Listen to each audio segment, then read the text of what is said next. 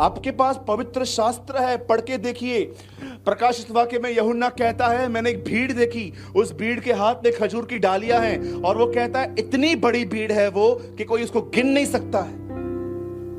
लेकिन कुछ टाइम के बाद वो एक और भीड़ देखता है, इस भीड़ की गिनती हो पा रही थी और इनको गिना गया और जनगणना निकली 1,44,000। जानते हो उन 1,44,000 लोगों के लिए क्या लिखा है? उन 1,44,000 के हाथ में कोई भी डाल नहीं है। लिखा है उन्हें एक गीत है, और एक ऐसा गीत है जो पृथ्वी पे किसी को भी नहीं आता है। और उसके बाद लिखा गया है, ये वो लोग हैं जहां जहां यीशु मसीह जाता था, ये उसके पीछे पीछे जाते थे। विश्वास पाके स्वर्ग जाने वालों की संख्या बहुत बड़ी है, लेकिन मरने से पहले यीशु के साथ जिंदगी जीने वाले 1,44,000। सोचो कितने कम है चेले। भीड़ बहुत है, उसके साथ जीने, उसके साथ चलने वाले लोग उंगलियों में गिने जाते हैं आजकल। इतने ही है ब्रदर। अगर आप सच में अपने जीवन में परमेश्वर की तरह बनना चाहते हो, जब मैं परमेश्वर की तरह बनने की बात कर रहा हूं, इसका मतलब यह नहीं कि आपके पास अधिकार हो, आपके पास बहुत ताकत हो, आप माने जाओ, गिने जाओ। No no no no no no. जब मैं कहता हूं परमेश्वर की तरह बनना, इसका मतलब उसकी तरह दीन और एक नम्र व्यक्ति, एक ऐसा व्यक्ति जो बेइज्जती सुनने के बाद भी चुप रहता है, उत्तर नहीं देता। एक ऐसा व्यक्ति, अगर आप उसको गाली भी दे दोगे, वो चुपचाप से चला जाएगा, पर आपका विरोध नहीं करेगा। इसको छुपना कहते हैं। यूसुफ छुप गया था अपने भाइयों से। छुपो, मैं फिर से कहता हूं, छुप जाओ। एक समय आएगा जब परमेश्वर आपको खुले में ले आएगा, वो ले आएगा आपको। किसी से मत लड़ो, किसी से मत छीनो, किसी को प्रूव मत करो कि आप सही हो। जिसको जो बोलना है बोलने दो, जिसको जो करना है करने दो। खुदा के साथ बने रहो, वो आपकी तरफ से एक दिन बात करेगा। और मैं आपको सच कहता हूं, जब वो बात करेगा, ओह, शब्द नहीं है, क्या हो जाएगा। इसलिए लिखा गया है, उसके हाथ के नीचे दबते रहो, क्योंकि एक समय आएगा जब वो तुम्हें उठाएगा। He will lift you up. मैं सिर्फ आपको यही बात समझा रहा हूं इस मॉर्निंग के सेशन में। मेरे भाइयों और बहनों, इन दिनों में बहुत सारी गलत शिक्षाएं चल रही हैं, स्पेशली इन इंडिया, भारत में। हर दिन नए डॉक्ट्रिन्स बन रहे हैं। कोई कहता है परमेश्वर ये है, कोई कहता है वो है, पर मैं आपको बताना चाहता हूं, इस पवित्र शास्त्र में आप छोड़ दो। सूरज भाई बोल रहा है, बाजू करो सूरज को, खुद अपना पवित्र शास्त्र लो और देखो आपकी बाइबल क्या कहती है। कभी चेलों ने यह प्रचार नहीं किया था, आओ ये मिलेगा, आओ वो मिलेगा। उन्होंने हर व्यक्ति को इसीलिए अपनी तरफ बुलाया ताकि वे लोग यीशु की तरह बन पाए। मैं आपको बताना चाहता हूं, न्याय के दिन परमेश्वर आपसे ये नहीं पूछेगा कि आपने कितने चमत्कार किए थे, आपने क्या क्या किया था। वो सिर्फ आपके अंदर अपने बेटे का चरित्र देखेगा और कुछ भी नहीं। He will only watch his character। सिर्फ वो अपने पुत्र का चरित्र आपके अंदर देखेगा कि आपकी जुबान कैसी थी, आप कैसे जिंदगी जी रहे थे। इस बात को हमेशा याद रखिए।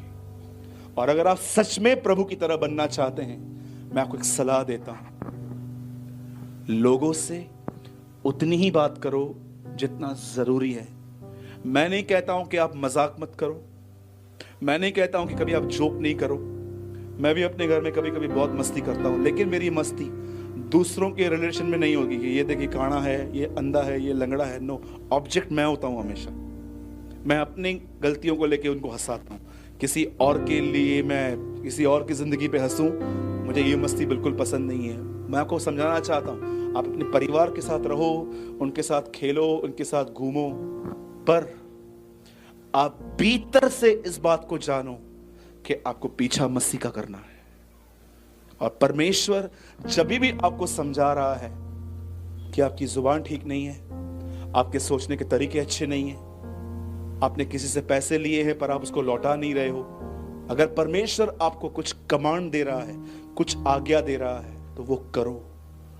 इस तरह एक व्यक्ति प्रभु के दूसरे आगमन के लिए तैयार होता रहता है। इसी तरह एक व्यक्ति तैयार हो रहा है। और जब भी आपके साथ ऐसे लोग मिले जो यहां वहां की बातें कर रहे हैं, बुराइयां कर रहे हैं, ऐसों को दूर से जय मसीह बोलो। ऐसे कीजिए, दूर से जय मसीह की, मैं बिजी हूं, मैं व्यस्त हूं भाई, बहुत व्यस्त हूं भाई, तू बहुत बुराई करता है, तेरे लिए बहुत व्यस्त हूं। राइट? कितने लोगों ने आज कुछ समझा? You learn something? आपने कुछ सीखा आज? प्रभु के पीछे चलने का मतलब क्या है? प्रभु यीशु की तरह बनना। और प्रभु यीशु की तरह हम कैसे बन सकते हैं? कम बोलो, कम बोलो। हाँ, कितने लोग हैं यहां पर, सच बताना, कभी कभी आप ऐसे हो जाते हो कि कोई बंदा आपके घर में आता है, आप ये सोचते हो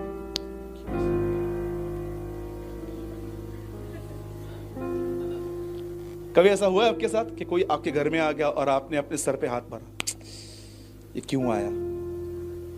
क्या प्रॉब्लम है उस बंदे में?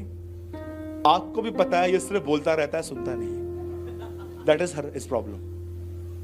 एक दिन मेरे घर में आया एक व्यक्ति, तो मेरी गलती है ये, मैंने प्रभु से सीखा है ये, अभी मैं नहीं करता हूं। एक अंकल आए, तो मेरी माँ ने कहा अंकल आए हैं। मैंने कहा मैंने नहीं बुलाया, आपने बुलाया, आप देखो। सूरज, बिहेव योरसेल्फ, अभी क्या करना है, चलो बड़ों का आदर करो। ठीक है, मैं गया उनके सामने, बैठ गया। उन्होंने मुझसे पूछा और कैसे हो, अच्छे ही होगे ना? मैंने कहा चालू हो गए। अब मेरे से भी नहीं पूछ रहे हैं कि मैं कैसा हूं, खुद ही बोल दिया अच्छा है ना। मैंने उस अंकल को एक बात कही, मैंने कहा अंकल मैं आपके साथ कंफर्टेबल नहीं हो पाता हूं, जानते हो क्यों? बोला क्यों बेटा? मैंने कहा आप सिर्फ सुनाते हो, सुनते हो ही नहीं किसी की। बोलता है नहीं ये बात तो मेरी बीवी भी समझाती है, लेकिन मैं समझाता हूं कि वो गलत है। मैंने कहा ठीक है। मैंने माँ को बोला, मैंने तेरे को पहले ही बोला था मेरे को मत लेके चल, मेरा मूड ऑफ करती है तो। आपको पता है कभी कभी आपके बहुत बोलने की वजह से कुछ लोगों को आप पसंद नहीं आते हो। सुन लो ना, पहले क्या लिखा है याकूब में, सुन तो लो। यू नो, कितने लोग हैं यहां पर जिन्होंने पतरस की गलती पड़ी है? यीशु मसीह के सामने पतरस और एलिया और मूसा आए। राइट? पतरस बैठा था, देख रहा था। पतरस बीच में बोलता है तंबू बनाओ, 3 बनाओ, आराम से बैठ के बात करो ना, चाय पानी सब बेचता हूं मैं। जानते हो ऊपर से आवाज क्या आई? इसकी सुनो। ब्रैकेट में लिखा है वो नहीं जानता था कि क्या बोल रहा था। यू नो, कभी कभी परमेश्वर को क्या बोलता है, कम बोल, सुन ज्यादा, सुन तो रही हूं। कितने लोगों ने वचन पढ़ा है? ऊपर से क्या आवाज आई थी? क्या परमेश्वर ने पतरस को ये कहा ये एलिया है, ये मूसा है, ये देख पूरी महिमा? नो नो नो नो, सबको साइड करो, पहले सुनो। बहुत लोग सुनते ही नहीं है। आपके सामने बैठे रहेंगे, आप उनको बोलो समझा क्या? समझा मैंने जो बोला? क्या बोल रहे थे आप? यू नो, अंदर नहीं जाता है, अंदर कुछ नहीं जाता है। सीखने के जगह पे ताला बांध के रख दिया है। सीखना है ही नहीं, सिर्फ बस सुनना है, कुछ भी नहीं। मैंने इतने लोगों को देखा है, आपको मैं सच बताता हूं, कोई बात नहीं वो सुनते हैं। आइए अपना हाथ उठाइए और कहिए न सुनना घमंड की एक निशानी है। एक भाई हमारे चर्च में आया, बस मैं 5 मिनट में पूरा कर रहा हूं। एक भाई हमारे चर्च में आया, उसके हाथ में कोई पेपर था। उससे बोला ये पढ़ो, मेरी किस्मत बहुत खराब है, जरा पढ़ो, बताओ मैं नौकरी पे क्यों नहीं जा पा रहा हूं। मैं नौकरी करता हूं फिर छूट जाती है, करता हूं फिर छूट जाती है। मैंने कहा इधर आ। मैंने आराम से सुन लिया उसको और सुनने के बाद मैंने उसको कहा, प्रॉब्लम पेपर में नहीं है, प्रॉब्लम तेरे अंदर है। बोला क्या प्रॉब्लम है? मैंने कहा अगर तेरे को नौकरी मिलेगी, यहां पर कितने लोग नौकरी करते हैं, हाथ उठाइए। आप करते हैं ना? Praise the Lord. 2 3 4 5 बहनों में 6 7 10 15 लोग हैं। कभी ऐसा हुआ कि आप नौकरी पे आए, आपका बॉस ऐसे खड़ा था, आइए, जैसे आप बैठने वाले थे उन्होंने आपकी कुर्सी साफ की, आइए, चाय भेजूं, कॉफी भेजूं? कोई मिला है आज तक? मेरे को तो नहीं मिला है। आप में से किसको मिला है? कैसे बात करते हैं ना, 10 मिनट लेट जाते हैं तो।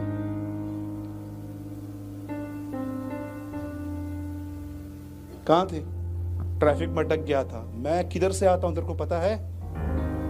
रोज रोज की नौटंकी। फिर 15 मिनट के बाद आपको कोई काम देंगे, आप लेट कर दो तो आप क्या कर रहे हो? आपका ध्यान कहां है? टोकते रहते हैं ना, हाँ? टोक सुन सुन के एक दिन हम सोचते हैं छोड़ यार, ये नौकरी करनी ही नहीं है। प्रॉब्लम बाहर नहीं है, अंदर है, इनसाइड है। घमंड बर्दाश्त नहीं कर पाता है ये बातें। समझ रहे हो? घर क्यों टूटते हैं आपको पता है? आपके यहां पर बोलते होंगे सास को मदर इन लॉ, हमारे बॉम्बे में बोलते हैं मर्डर इन लॉ। क्या बोलते? मर्डर इन लॉ, हत्या करने वाली औरत। यू नो, बहुत सारी बहनें हैं, सुन नहीं पाती है, वो बोलती रहेगी। मैं आपको बताता हूं, सुनिए, जब भी लोग आपको उल्टा सीधा बोल रहे हैं ना, एक काम करोगे? 4 लोग यहां बोल रहे हैं, सब करेंगे? आज के बाद लोग आपको बुरा भला कहे ना, जानते क्या करो? उन शब्दों को लो, खुदा को बताओ। That's it. प्रभु मेरे को इसने ऐसा बोला। वो डांट जो आपने खाई थी वो आपके अंदर से गुम हो जाएगी। लेकिन अगर आप प्रभु को बात नहीं करोगे ना, फिर आपको पता है क्या लगेगा? सारा दिन आप सोचते रहोगे, मेरे से बात किया। किचन में खाना भी बनाओगे ना, आप देखो मन ही मन बात करोगे। खाना आए मेरा हस्बैंड रात को, आज बात करूंगी, आज या तो 1 या तो 2 घर, मैं जा रही हूं मां के घर, बच्चा आएगा, चुप कर तू, चुप। आए तेरा बाप, तेरे दोनों को बताती हूँ रात को। आज जो लोग परमेश्वर से बात नहीं करते ना, उनकी हालतें ऐसी हैं, वो खुद से बात करते रहते, खुद से। बी वाइज, बुद्धिमान बनिए। हन्ना जब भी अपनी सौतन से गाली सुनती थी, वो शीलो में खुदा के पास जाती थी और खुदा से बात करती थी, इसीलिए वो बची रही। अरे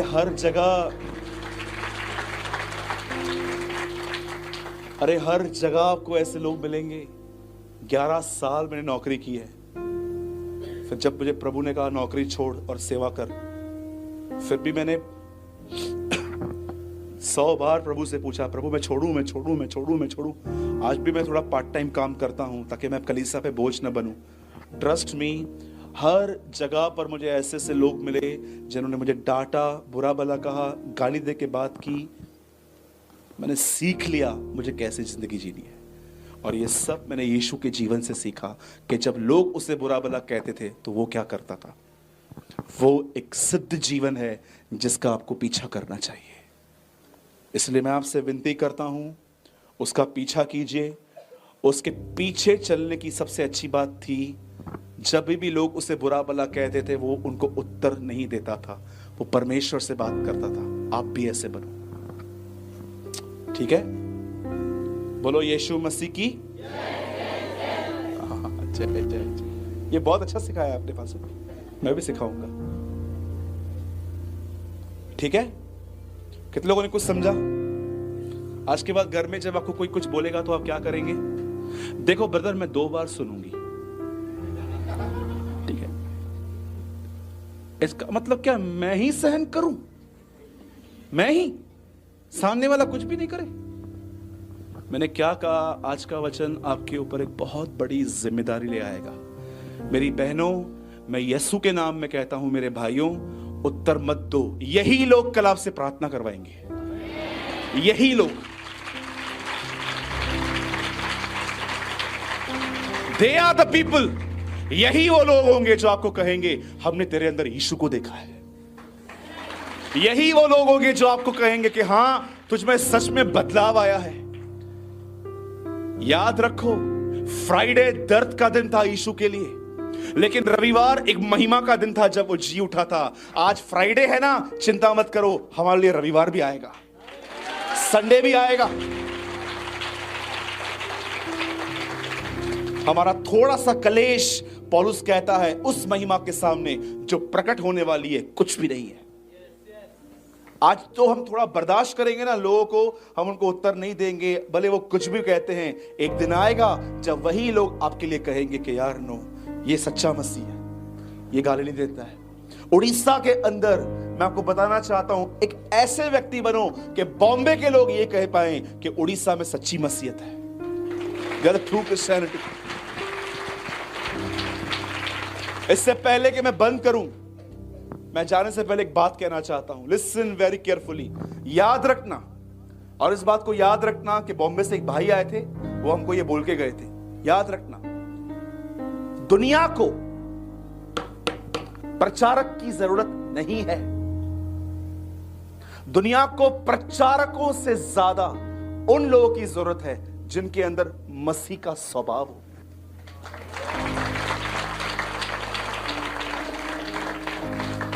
एक प्रचारक बनना बहुत अच्छी बात है, लेकिन प्रचार करने से पहले हमें यह देखना है कि क्या हम खुद उसका पीछा करते हैं।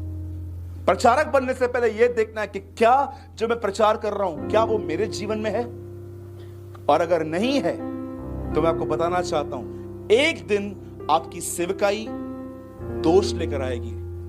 इस बात को याद रखना, प्रभु के नाम से अनादर ले आएगी। मैं फिर से कहता हूं, परमेश्वर को प्रचारकों से ज्यादा उन लोगों की जरूरत है जो उदाहरण, जैसे पौलुस था जो कहता था, आओ मेरा पीछा करो क्योंकि मैं मसीह का पीछा कर रहा हूं। परमेश्वर को ऐसे लोगों की जरूरत है।